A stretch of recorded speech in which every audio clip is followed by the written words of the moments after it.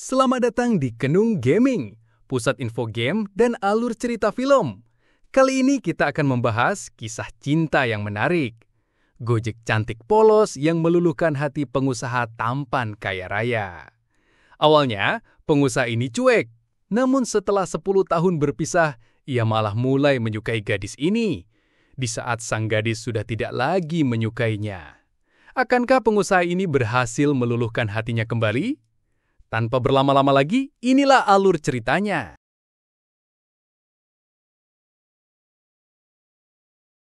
Kang Huyong adalah seorang pebisnis muda yang sangat sukses. Perusahaannya sudah mendunia, namun kisah cintanya tidak seberuntung itu. Ia harus berpisah dengan gadis pujaan hatinya sejak SMA, Lee Hongju. Sejak SMA, Huyong mulai mencintai Hongju karena kepolosan yang dimiliki Hongju berhasil meluluhkan hatinya. Namun sayang, mereka harus berpisah sebelum cinta mereka bersatu. Dalam sebuah kencan buta, mereka tak sengaja bertemu kembali setelah 10 tahun berpisah. Di momen ini, entah mengapa Hongju memilih berpura-pura tidak mengenali Huyong. Padahal ia tahu betul bagaimana dirinya dahulu mengejar Huyong. Pertemuan awal mereka terjadi di dalam sebuah bus. Huyong yang saat itu sedang cedera, harus membangunkan Hongju yang tertidur di dalam bus. Saat masuk sekolah, mereka terlambat. Hongju yang menyadari situasi itu langsung berpura-pura sebagai teman Huyong untuk menghindari hukuman. Namun naas, Huyong yang merasa tidak senang malah meninggalkannya. Akan tetapi, kepolosan Hongju justru membuatnya sedikit terbawa perasaan. Hongju memiliki seorang sahabat bernama Hejin. Sejak SMA, Hejin sangat mencintai Huyong, namun ia tidak berani menyatakan perasaannya. Dengan kepolosannya, Hongju bersedia menjadi pengantar surat cinta Hejin untuk Huyong. Hingga saat ini, Hejin masih menyukai Huyong. Ia bahkan sampai mempersiapkan pesta reuni kecil-kecilan untuk merayakan kedatangan Huyong. Namun sayang, di lokasi reuni Huyong tidak mendapati Hongju. Ia malah reuni bersama Hejin dan Sangpil, teman sekelas Huyong dahulu. Sementara itu, Hongju sendiri tak sengaja malah bertemu dengan mantan pacarnya yang bernama Junho. Akibat pertemuan itu, Hongju pun mabuk hingga mengacau di tempat reuni. Karena Sangpil harus mengantarkan Hejin yang mabuk parah, alhasil Huyong pun mau tak mau harus mengantarkan Hongju pulang. Alangkah terkejutnya Huyong saat mendapati bahwa selama ini Hongju menyewa lantai 2 rumah milik pamannya. Merasa ada kesempatan, Huyong pun langsung meminta sang paman menyuruh Hongju untuk menjadi pemandu wisata untuknya.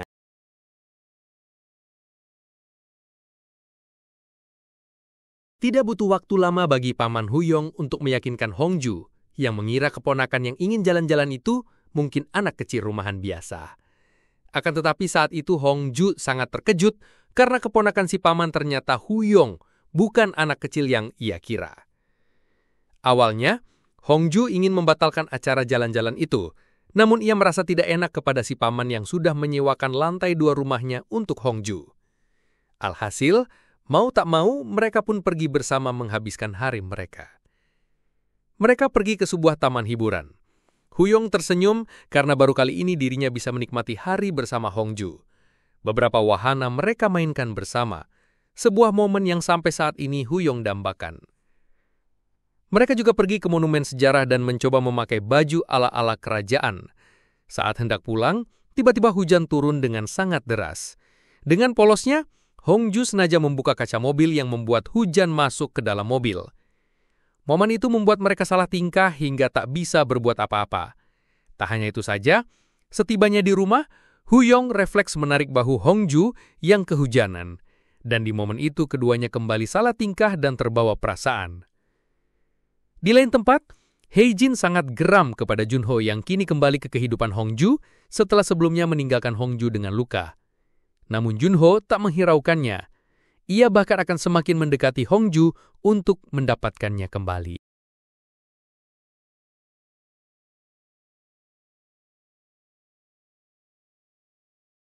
Cerita lalu mundur 10 tahun yang lalu. Di perpustakaan, Hongju sangat marah dan memaksa Huyong untuk segera menjawab surat cinta Hejin, namun Huyong tak memberikannya respons. Huyong sengaja tidak menolak cinta Hejin karena ia sangat senang saat Hongju berkali-kali berusaha menemuinya untuk minta kepastian.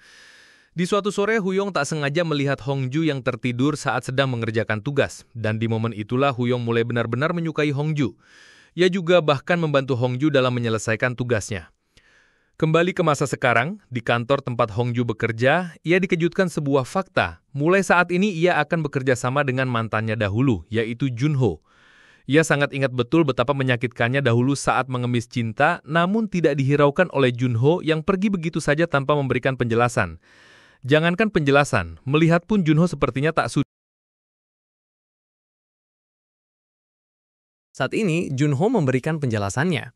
Ia berkata jika selama ini mereka tidaklah putus. Mereka hanyalah hilang komunikasi saja, dan satu sama lain tidak pernah mengakhiri hubungannya. Momen tersebut tak sengaja disaksikan langsung oleh Huyong yang sedang jalan bersama pamannya. Di momen itu, Hongju yang kesal karena merasa dipermainkan, pergi meninggalkan Junho. Namun Junho berhasil menghentikannya. Hingga saat Hongju mulai terbuai kembali oleh kata-kata manis yang keluar dari mulut Junho, Huyong pun langsung menariknya pergi. Huyong sangat senang karena bisa bergandengan tangan dengan Hongju. Ia bahkan terus menatap tangannya yang digenggam oleh Hongju. Huyong menanyakan sosok Junho ini kepada sang paman. Sang paman pun menjelaskan jika Junho adalah seorang penulis novel terkenal dan semua karya seninya sudah mencapai pasar global. Mendengar hal itu, seketika Huyong pun teringat akan sebuah momen 10 tahun yang lalu. Huyong tak sengaja mendapati Hongju yang sedang bolos. Tanpa sengaja dan tanpa disadari, Huyong diam-diam mengikuti Hongju yang pergi ke sebuah daerah dengan menaiki sebuah bus.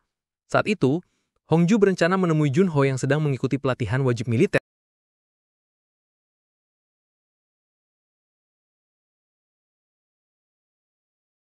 Di tengah perjalanan, Hongju berhasil menyadari keberadaan Huyong yang membuatnya sangat kesal karena merasa diikuti. Huyong juga menjelaskan jika dirinya juga tak tahu alasan mengapa ia mengikuti Hongju hingga sejauh ini. Di sebuah pangkalan militer, Hongju berdandang secantik mungkin karena saat itu ia akan menyatakan perasaannya. Dalam hati kecil Huyong, ia sangat sedih karena gadis polos yang ia sukai akan menyatakan perasaannya kepada orang lain. Kembali ke masa sekarang, sang paman yang mendengar cerita itu tak habis pikir karena terkejut mendapati fakta bahwa hati Huyong untuk gadis polos yang malang yang menyewa rumah kepadanya. Sang paman juga mengingatkan jika Hongju adalah tipikal wanita yang tangguh yang membuat kekayaan dan juga popularitas tak berkutik di hadapan Hongju. Untuk menenangkan pikiran, Huyong berjalan menghirup udara segar. Di waktu itu, ia tak sengaja mendapati Hongju yang ternyata mengikutinya. Saat itu, Hongju mengajaknya untuk makan bersama. Seketika itu, Huyong pun tersenyum karena diajak makan oleh Hongju. Namun naas, makan bersama itu juga dihadiri Heijin. Di momen ini, terjadi perdebatan hebat di antara Huyong dan Hongju. Perdebatan itu membuat Heijin menyadari jika selama ini Huyong ternyata menyukai temannya itu. Sepeninggal Hongju, Heijin berterus terang jika ia sangat sedih karena pria yang ia sukai ternyata mencintai sahabatnya. Walaupun seperti itu, ia juga sadar jika perasaan tak bisa dipaksakan. Ia hanya berharap Huyong bisa meluluhkan Hongju sebelum Junho mendapatkannya kembali. Di hari berikutnya, secara mengejutkan Huyong tiba-tiba akan pergi ke Amerika. Ia merasa jika ketidakmampuan dirinya mengungkapkan perasaan telah membunuh perasaannya itu.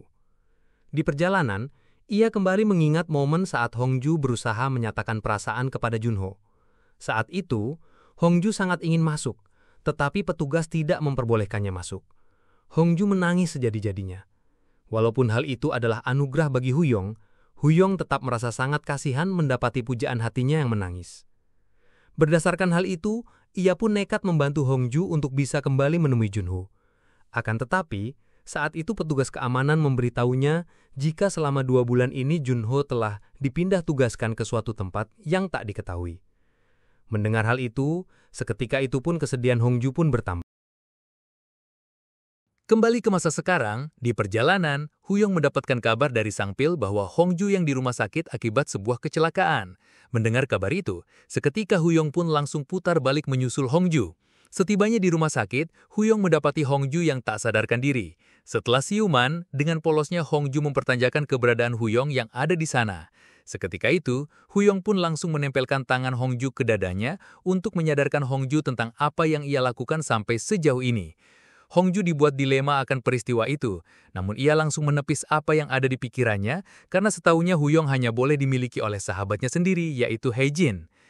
Di sisi lain, Hae-jin sendiri kini nampak mulai menemukan belahan hatinya. Ia mendapatkan perlakuan hangat dari sahabatnya sendiri yang bernama Sontaek. Banyak yang di rumah sakit menyadari bahwa Huyong memikirkan dirinya, bahkan sampai menyarankan mereka berdua untuk berpacaran. Akibat kecelakaan yang menimpanya, Hongju tak bisa berjalan normal. Hongju pulang diantarkan oleh Huyong yang terus menemaninya.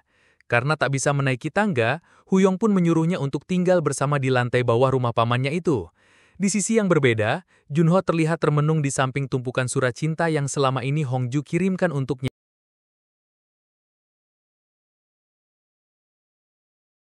Diceritakan dahulu kala, ia meninggalkan Hongju karena dirinya mengalami serangan panik yang membuatnya tak bisa menulis novel. Ia yang tak ingin membawa Hongju ke dalam sebuah kesengsaraan memilih meninggalkannya. Namun kini, setelah penyakitnya sembuh, ia yakin jika dirinya bisa memperbaiki hubungannya dengan Hongju yang sempat tertunda.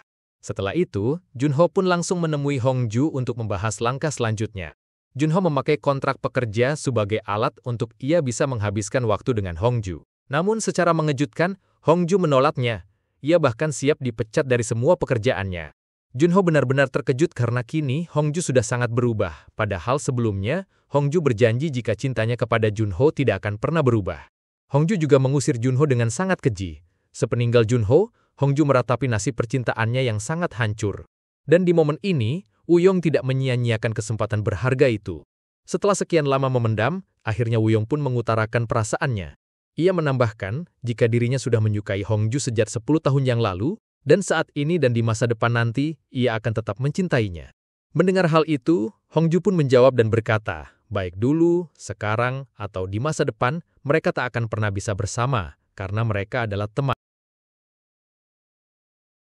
Mendengar jawaban itu, Huyung pun tersenyum karena temannya kini sudah berciuman dengannya. Hongju pergi ke kedai sangpil. Ia terus tersenyum memikirkan adegan tadi dengan Huyong. Di sisi lain, di sebuah halte bus, Hongju mengingat sebuah momen dahulu kala. Di halte bus yang sama, ia melihat Huyong di seberang jalan, dan momen itu adalah terakhir kalinya ia melihat Huyong. Setelah 10 tahun, Hongju menerima ribuan pesan dari Junho yang terus meminta maaf, namun Hongju memilih mencuekannya. Diceritakan setelah menyadari perasaan dari keponakannya, sang paman dibantu oleh sang pil bekerja sama untuk menciptakan kedekatan untuk Huyong dan Hongju. Di sebuah akhir pekan, mereka pergi berlibur bersama, dan itu mereka ciptakan agar Hongju tidak canggung lagi dekat dengan Huyong setelah ciuman kemarin. Momen itu diganggu terus oleh Junho yang terus berkali-kali mengirimkan pesan. Hongju dan Huyong yang tadinya canggung kini mulai nampak cair hingga menciptakan kebahagiaan. Di waktu yang sama, kesedihan menyelimuti Hae-jin yang saat itu menyatakan perasaannya kepada Sontaek. Sebenarnya Sontaek sangat menyukai Hae-jin, akan tetapi karena dirinya yang gugup, ia malah secara tidak langsung menolak cinta Hae-jin. Kesedihan itu ia curhatkan kepada Hongju. Hae-jin berterus terang jika ia dan Sontaek menjalani hubungan. Kebohongan itu sengaja ia lakukan agar ia bisa melihat Hongju hidup bahagia bersama Huyong, karena ia sangat ingin melihat sahabatnya itu menemukan kebahagiaan.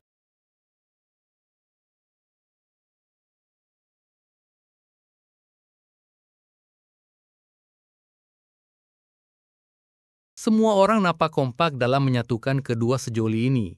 Mereka bahkan pulang terlebih dahulu dan sengaja meninggalkan mereka berdua di penginapan. Dan di momen itu, Hongju memohon agar Huyong tidak pergi lagi ke Amerika. Peristiwa tersebut menegaskan bagi mereka jika kini mereka telah resmi berpacaran. Keduanya benar-benar dibudakkan oleh cinta. Setiap saat tidak mereka lewatkan untuk melepaskan rindu. Bahkan saat hendak tidur pun, Huyong tetap memaksa ingin melihat Hongju terlebih dahulu. Saat hendak melakukan kencan pertamanya, mereka dikejutkan akan kehadiran Hae-jin yang terus galau karena masih dicampakkan oleh Sontaek. Hongju yang tak ingin Hae-jin merusak suasana lantas mengusulkan agar Hae-jin pergi menemui Sontaek untuk segera memperjelas hubungannya. Sepeninggal Hae-jin, masalah baru pun kembali muncul. Saat itu sang paman memberitahunya jika ibu Huyong yang ada di Amerika kini sudah kembali ke Korea untuk membawa Huyong kembali. Tak hanya itu saja, Ibu Huyong juga akan tinggal lebih lama di Korea untuk mengurus semua kekacauan di perusahaannya. Di samping itu, Hongju akhirnya menguatkan diri untuk memulai proyeknya dengan Junho. Junho sengaja memperlihatkan kenangan mereka dahulu dengan harapan agar Hongju bisa luluh dan menerimanya kembali. Akan tapi hal itu malah membuat Hongju tidak nyaman dan semakin membenci Jungho. Akibat stres yang berlebihan membuat penyakit Jungho kembali kambuh, dan dalam kondisinya itu, Jungho memperjelas semuanya akan kepergiannya dahulu.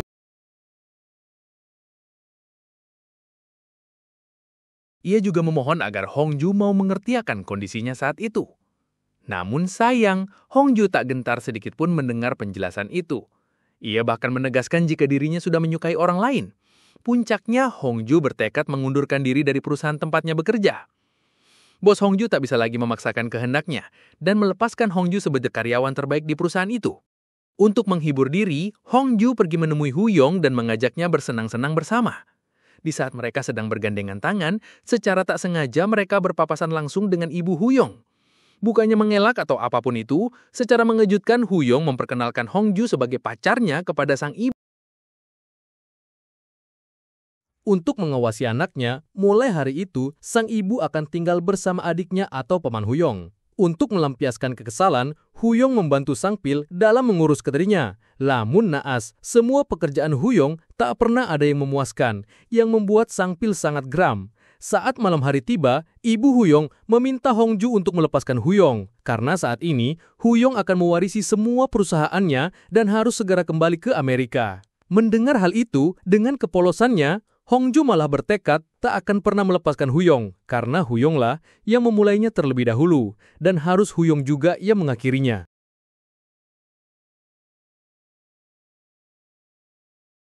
Akibat pertemuan itu, pertengkaran pertama dalam hubungan mereka pun tercipta. Hongju terus mendesak agar Huyong menjelaskan kedatangannya, namun Huyong enggan menjelaskannya. Ia malah balik menanyakan hubungan Junho dan Hongju, karena baginya hubungan mereka masih belum selesai dan Hongju masih menaruh rasa suka kepada Junho. Akibat pertengkaran itu, Huyong pun mabuk ditemani oleh Sang Pil, dan di momen itu Sang Pil memberitahu Huyong jika Hongju memiliki sebuah trauma berat akan perpisahan karena dalam seumur hidupnya Hongju selalu ditinggalkan, baik oleh orang tuanya yang kabur hingga mantannya yang pergi tanpa alasan. Setelah malam semakin larut, keduanya akhirnya bertemu kembali dan kini mereka sudah menyadari kesalahan masing-masing. Di rumah, sang ibu terus memikirkan Huyong yang kini sudah tak mau menuruti perkataannya. Ia sangat stres. Di lain sisi, ia ingin Huyong menjadi pewaris perusahaannya, namun di lain sisi pula, ia tak ingin merampas kebahagiaan sang anak. Ia hanya bisa termenung meratapi nasibnya sekarang. Sementara itu, yang sedang dipikirkan malah sedang enak-enakan berpacaran. Di momen itu, Hongju berusaha menjaga jarak agar mereka tidak terlena yang membuat mereka melakukan cocok tanam. Namun naas, sebuah kejadian membuat mereka berada di situasi genting yang membuat mereka tak bisa lagi menahannya.